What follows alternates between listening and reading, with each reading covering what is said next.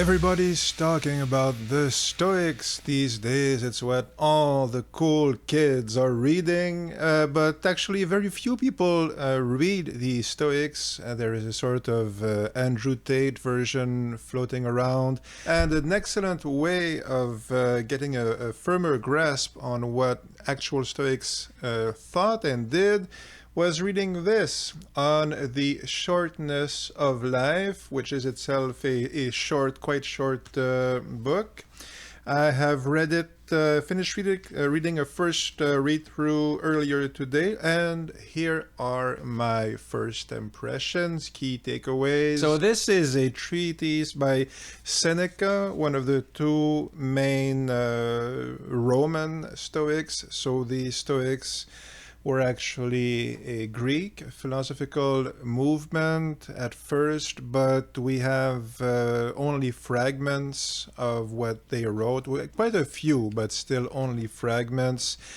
So when we think of the Stoics, because of the documentation we have, like the actual writings we have, we usually think of the Romans first. And that's because we have tons of writings by Seneca and Cicero, mostly because they wrote really well. Okay. So this is one of those philosophical books by Seneca. It is a short treatise written around 49 AD, around the reign of Claudius, not around, in Emperor Claudius's reign, so 8 years after Caligula. So relatively, I guess you could say, stable, certainly compared to the good old Caligula days. This treaty is directly addressed to a man called Paulinus, a pretty important, actually, city official, because he was in charge of Rome's grain supply, which might seem not that big a deal, but it actually is. We'll talk about this just a bit later on.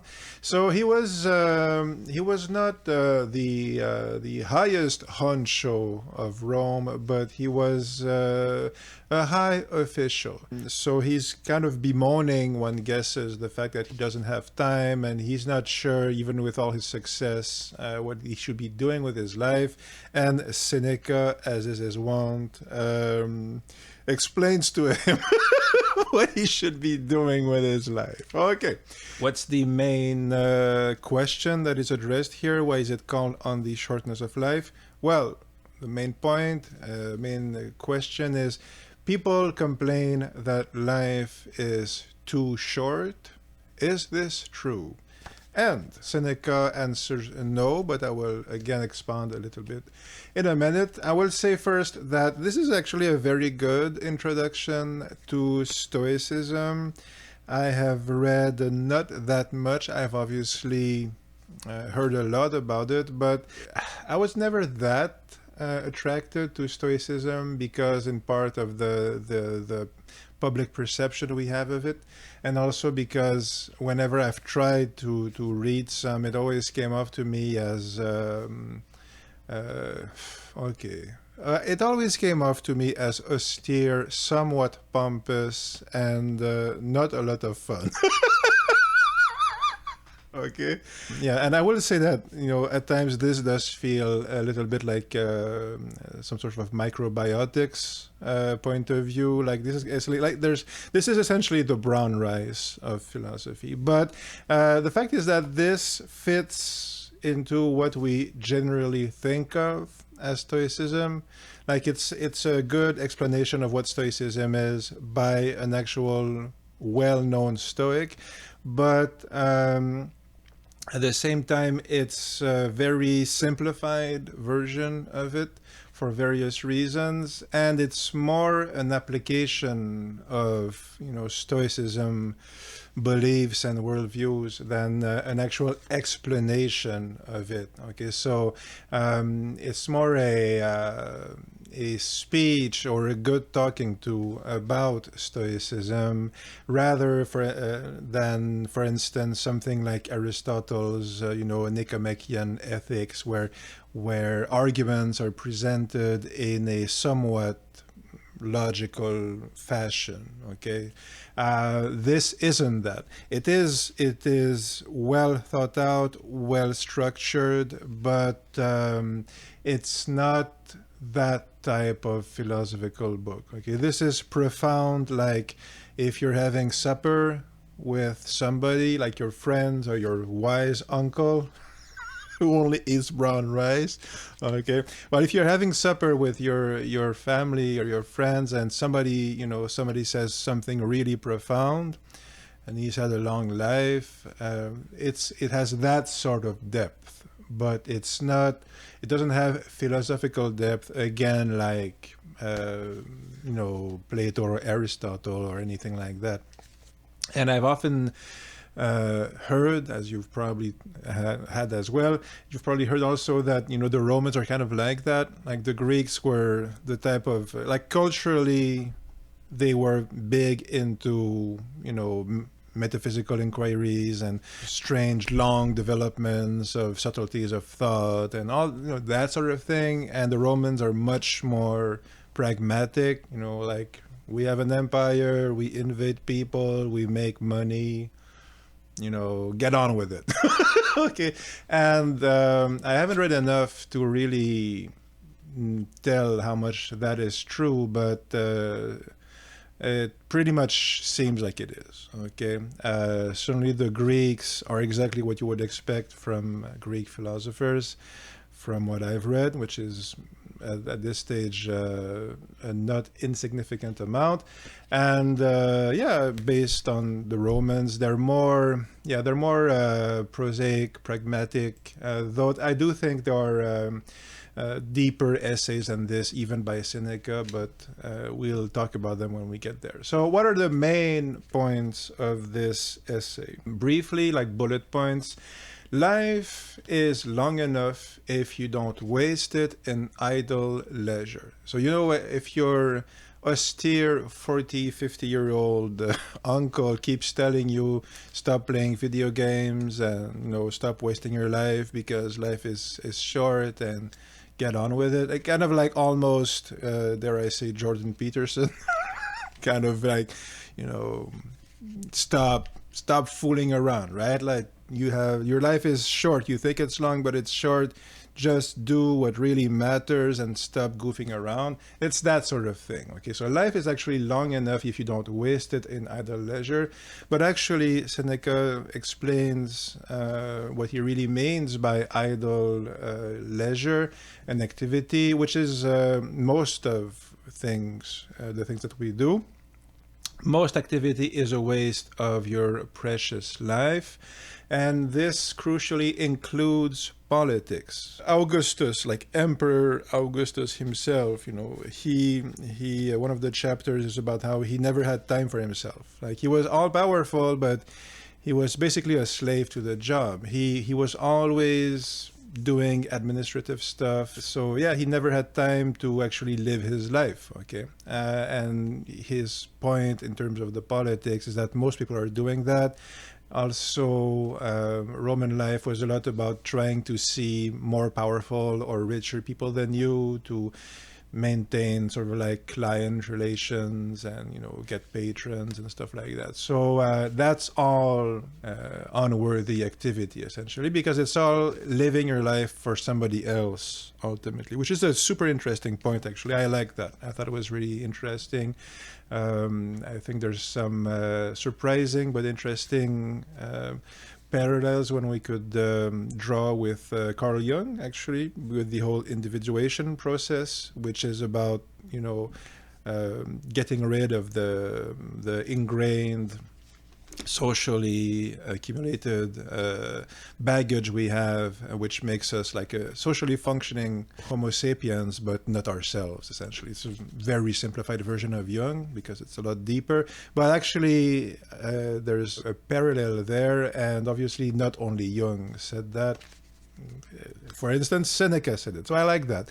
He gives lots of other examples of why politics and even like social office, like public office, isn't is working for others, so kind of wasting your life. But at the same time, he doesn't say a lot about what I'm about to say, but he does. Well, you still get the feeling that as a Roman citizen, in particular a higher up Roman citizen, you still get the general idea that service, like public service, is good, noble, and necessary, like your duty.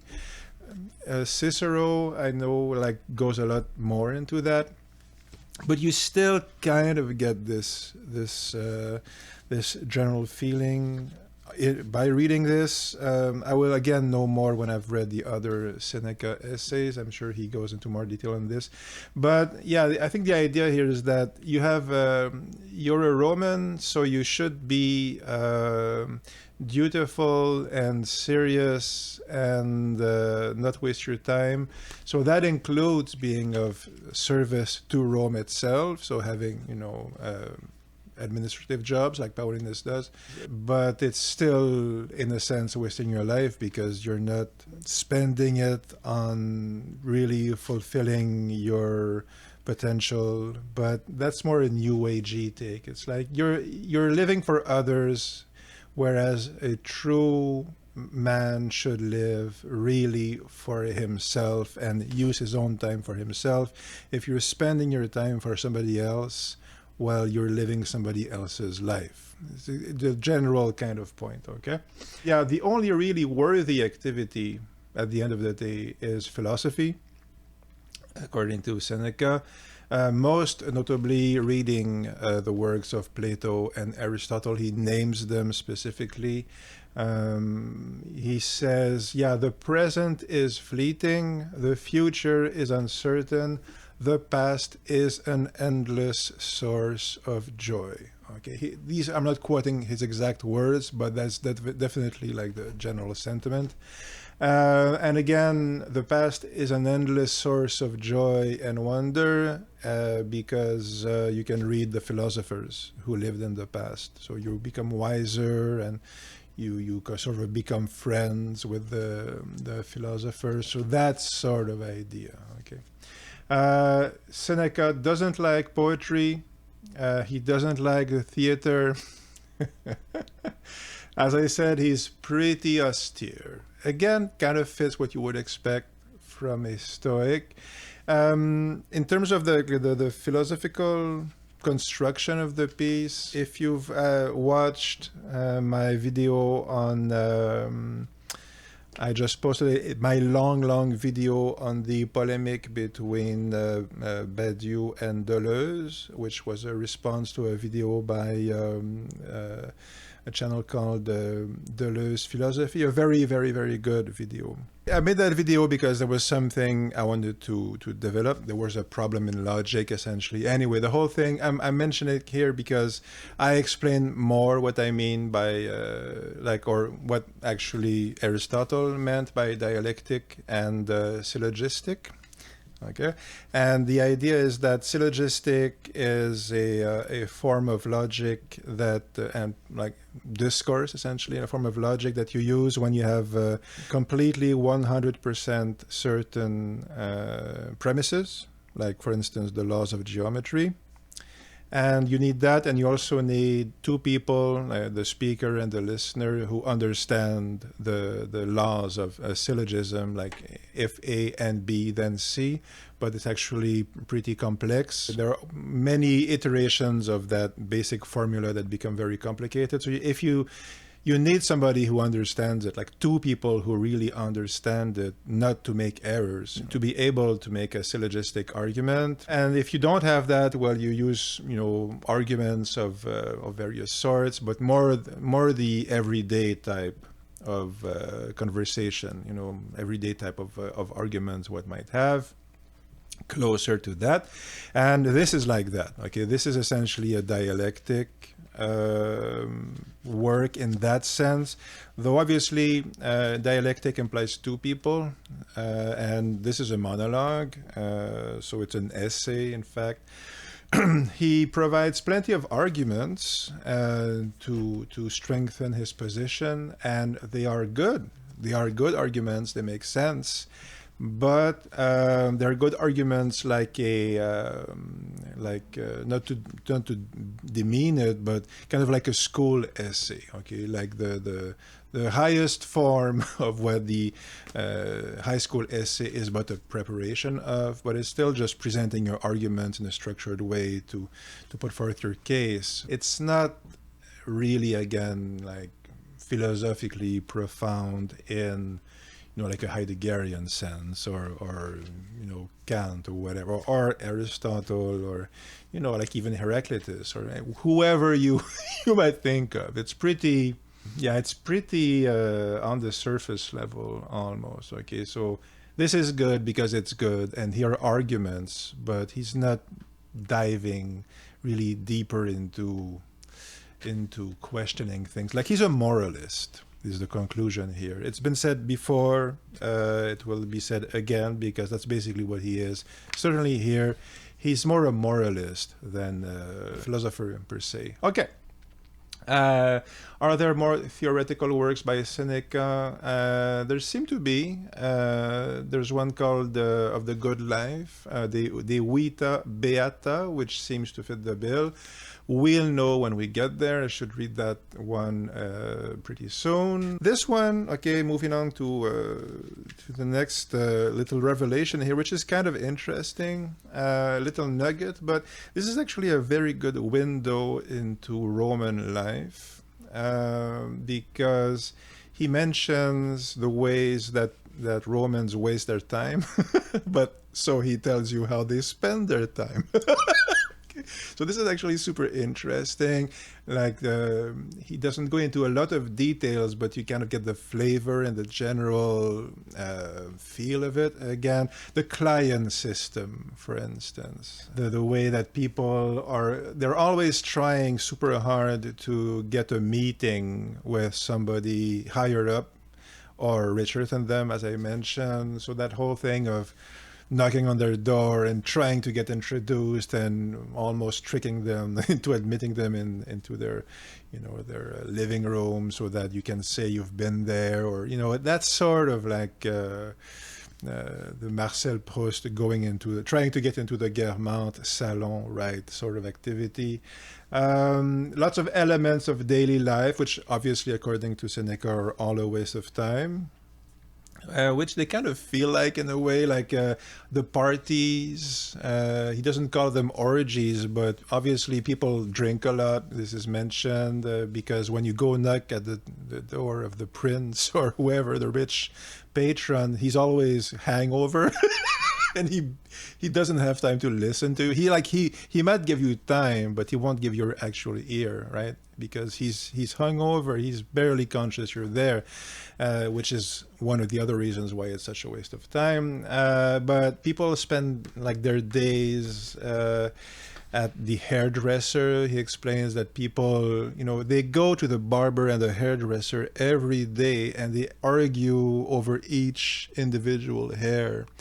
And is that an exaggeration? It might be, but I'm not sure. I mean, if I had to guess, I'm guessing it's probably something he did see. Certainly there are other anecdotes of that sort which are clearly things he's seen. Like, there's one, I forget what it is, but he keeps going on and on and on about something stupid that somebody said, essentially, or did. And yeah, he saw that for real. It wasn't an invention, to illustrate his point. And the grain aspect I mentioned, like in the daily life aspect, this is important, as I mentioned, because it becomes clear by reading this. And when you read like Shortness, for instance, that the higher ups, they're always this close to a revolution. Like, they're always one famine away from a revolution, which actually is true of every political regime. Every political regime is 3 days away from falling over, like keeling over, if there's a famine. So bear that in mind, my friends. But the difference is that these people knew it. I haven't read Shortness in decades, but I do remember at the time being intrigued because rich people would give this massive parties, but for the entire city. They would have feasts. They would organize feasts where they would feed the entire city for a week. So imagine that. And it was a show of wealth and power and magnanimity, like, but it was also a way of buying the peace, right? And people talk about a lot about the why the games were there to placate the people, bread and circuses. Well, the bread part is a lot more important than the circus part. Actually, he also talks about the circus. This is super interesting for that reason, but you read it. Like, there's an anecdote about, I forget again the emperor, but he organized games where elephants were going to trample people like slaves, like gladiators. And it was horrible, and the people they basically revolted. Okay, they were booing the emperor because of the atrocity of what had happened. So it's interesting for that sort of detail, because again, that gives you a whole other window into the actual complexity of the collective thought process and experience of something like, for instance, the games, which we think we know what it's about, but do we really? And the whole famine thing. So that's why Paulinus is a big deal, because he's in charge of the grain and the granary. Well, if you don't, if something goes wrong with the grain, and again, Seneca gives details, like if there's a problem with the water and something rots or something like that, you might have a revolt. And you have a revolt, you might find your head, on a pike, stuck on a pike, and you were having orgies 3 days earlier.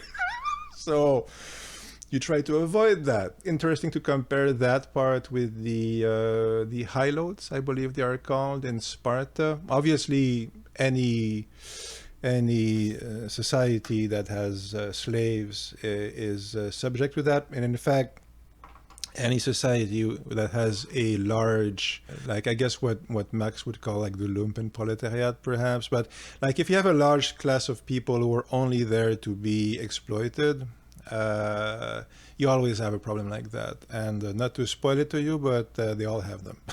They've almost all societies, all the big ones anyway, have a version of that. And the trick is to maintain the equilibrium so you don't have a revolt. Okay, but that topic for another day. But yeah, the hilotes in Sparta were like a super extreme example of that. But yeah, it would be interesting to compare. And the last thing on that part, which is really interesting, is that you have all these noble people who are rich and going to the hairdresser and having the orgies, and they're afraid of the famines. They never think about it, but it's always there. No one talks about it, but they all know it. Okay, that's, you definitely, it's pretty much said explicitly. But the most surprising thing on that whole topic is that how bored the Romans are. So all that, but they're bored as hell. Which is why they have the orgies, because they're so bored. And why the hairdresser? So and in that sense, that's why he says, like Seneca, that philosophy is so important, because at least you're not wasting your life, and it's a fact. I mean, if you're reading philosophy, certainly my experience, my take is that I don't feel like I'm doom scrolling when I'm reading Porphyry or even Seneca. If you're reading philosophy, you're not wasting your life. So the whole boredom thing, that's really, there is something like at least politically profound in there. So interesting. Finally, further readings, books to compare this with. It's interesting to compare this with Porphyry's Isagoge. Like the introduction to philosophy, because this is in a sense one invitation to philosophy. I mean, it's directly that, like, Seneca is telling a rich and powerful city official that the way that official should spend his life and devote what he should devote his life to is philosophy. Go do philosophy. That's what you should be doing. So it's an invitation to philosophy, but by telling you should be doing it. Okay. Whereas Porphyry's Isagoge, which was the big introductory philosophy text for a long time, like the Middle Ages, it's an invitation to philosophy, but as actual philosophy itself. It's essentially a presentation of Aristotle's categories. And it's very, very good, very interesting. So, and it's very interesting to compare the two approaches, like the two sorts of invitations you get. And there is something here, it seems to me, of that illustrates two different types of doing philosophy, like which is almost the Plato and Aristotle way of doing philosophy. One which is more based on convincing you with a lot of here's why you should be doing this, and here's what the thing is. Okay, essentially. Okay, prescriptive and descriptive. Okay, broadly, very, very broadly speaking. So that's interesting. Cicero, it's good also to compare because they are very similar and yet very dissimilar. I've only read a little bit so far, but I plan to read more quite soon. Yeah, Seneca is really... he doesn't come off as a lot of fun, okay? I will say this. And Cicero doesn't either, but he's still more relatable, I find. That said, I haven't read Seneca's letters to Lucilius, which is arguably his most famous works. So when I will have read that, I will tell you more. And finally, it would be interesting and worthwhile to compare Seneca's On the Shortness of Life with Montaigne's essays. So obviously Montaigne's essays, they're less structured, a lot less structured than this. It's still closer to that, in my opinion, than to, again, Aristotle or, somebody with a more analytic in the broad sense, like not analytic philosophy, but somebody who is more trying to understand things and explain them for himself rather than explain them like you would to your 13-year-old nephew, okay, or niece. General idea. Yeah, Montaigne's essays, I think they're a good companion piece. Certainly Cicero is, and Porphyry, always good. That's it for this. If you want to support what I do, is greatly appreciated. Actually, it's super cool. It matters a lot. And especially because YouTube, like, it's, yeah, I'm not sure. Anyway, topic for another day. But if you have a YouTube channel, it's not like it used to be. Anyway, if you want to support my work, you're the greatest. Thanks. And Patreon links. There's a Substack. Well, anyway, the whole thing. Links, description. Take care. Read the books. Read the works. Okay. And if you've read this, if you like Seneca, or you have a favorite, Stoic thinker, do let me know. And take care. Keep watching this, guys. Have a groovy day. And this is Christian Malte signing off, reminding you to just read the damn works. I have to find a new catchphrase. I don't like the damn part, but read the works.